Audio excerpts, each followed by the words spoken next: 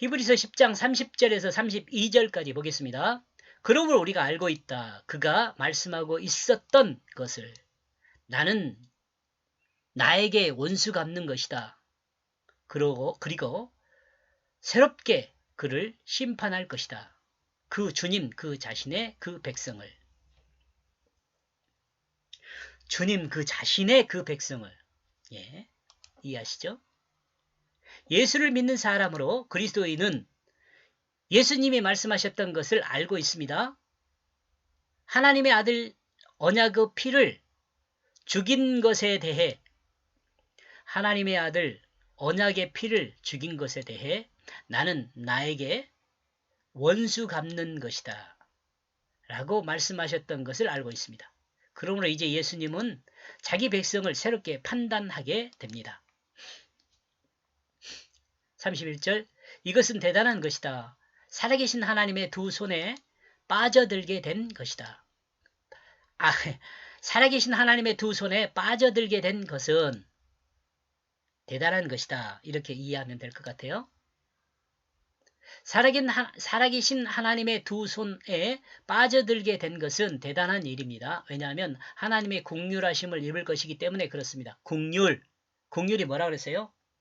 하나님이 내편돼 주시는 것이 긍휼이에요. 하나님이 내편돼 주시는 것이.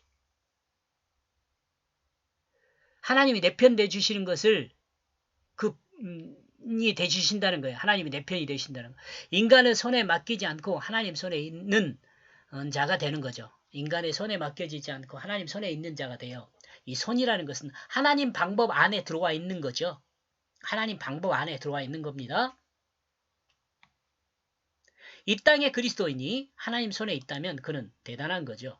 대단한 거죠. 하나님 방법 안에 있다는 것은 하나님의 법 안에 있다는 것은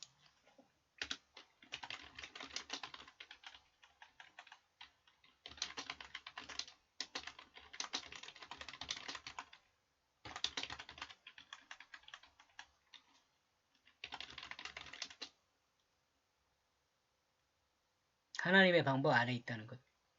하나님의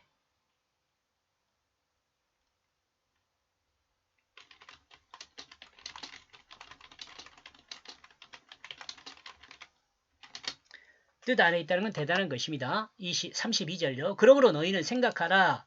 이전 날들을 너희가 누구에 의해 빛을 받게 되어졌는지 너희가 고난들의 큰 싸움에 남겨졌는지. 여기 싸움은 경기입니다. 경기 막 싸우는 거 아니에요. 경기, 운동.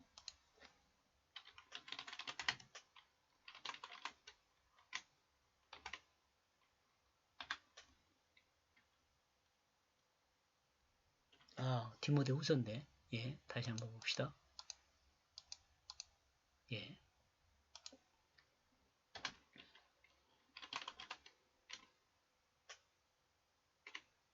운동 경기. 이걸 빼가지고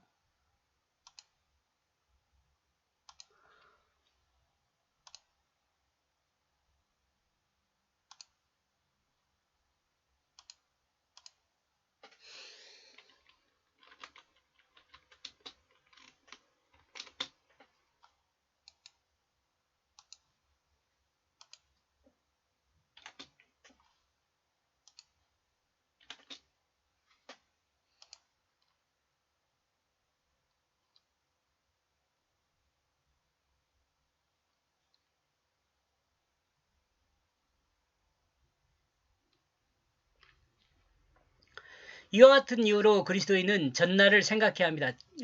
예수를 믿기 전요.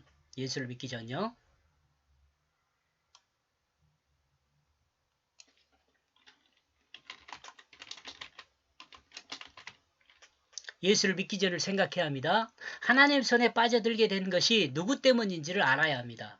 사람이 많은 고난의 큰 싸움에 남겨졌을 때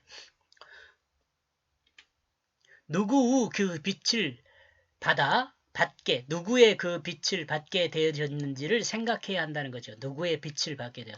요 빛이라는 것은 뭐라 그랬어요? 하나님의 뜻이라고 이야기했어요, 여러분.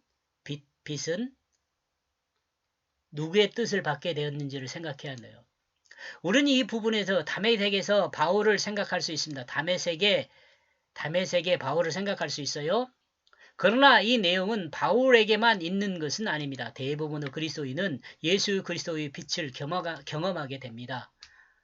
빛이 뭐라 그랬어요? 하나님의 뜻을 말해요. 예수 그리스도의 빛은 바울과 같이 시각적일 수 있지만 바울은 빛을 받아갖고 쓰러졌잖아요. 지적인 것도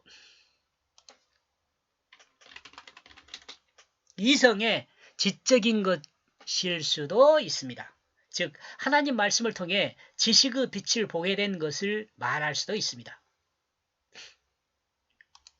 그 하나님 말씀이 내 마음에 부딪혀 가지고 내가 회개하게 되는 그런 그 감정들 많이 있잖아요. 뭐 여러분들이 알고 있지만 그 신학자의 뉴턴은 어떤 말씀에 뭐 꽂혔다 뭐 그런 말 있잖아요. 좀 상스럽습니까? 네. 이렇게 볼 때 만약 그리스도인이 하나님 말씀 성경에서 하나님의 그 뜻을 이해하게 되었다면 이는 성령의 빛이 그를 인도한 것으로 생각해 볼 수 있습니다. 또 성령의 빛이 그를 인도한 것으로 이해해야 한다고 봅니다. 이렇게 해서 30절에서 32절은 살아계신 하나님의 두 손에 빠져들게 된 것은 대단한 일이다. 이렇게 정리해 보았습니다. 여기까지 보겠습니다. 고맙습니다.